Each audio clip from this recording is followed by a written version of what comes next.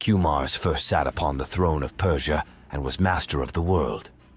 He took up his abode in the mountains and clad himself and his people in tiger skins, and from him sprang all kindly nurture and the arts of clothing, till then unknown. Men and beasts from all parts of the earth came to do him homage and receive laws at his hands, and his glory was like to the sun.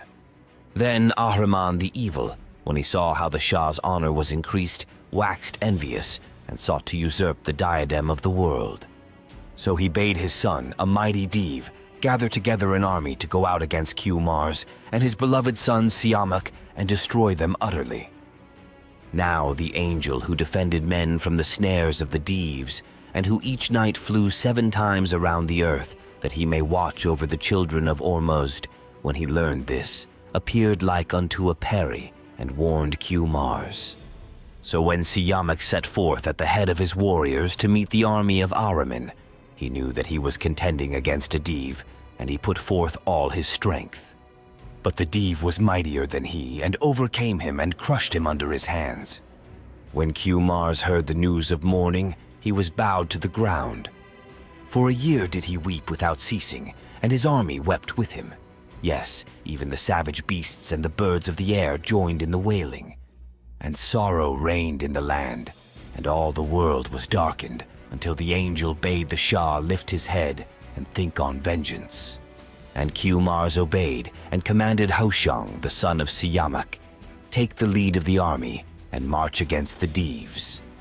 And the king, by reason of his great age, went in the rear.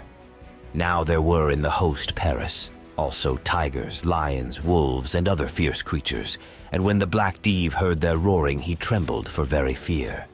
Neither could he hold himself against them, and Hoshang routed him utterly. Then when Qumar saw that his well-beloved son was revenged, he laid him down to die, and the world was void of him, and Hoshang reigned in his stead. Now Hoshang was a wise man and just, and the heavens revolved over his throne 40 years. Justice did he spread over the land, and the world was better for his reign. For he first gave to men fire, and showed them how to draw it from out the stone, and he taught them how they might lead the rivers, that they should water the land and make it fertile, and he bade them till and reap. And he divided the beasts and paired them and gave them names.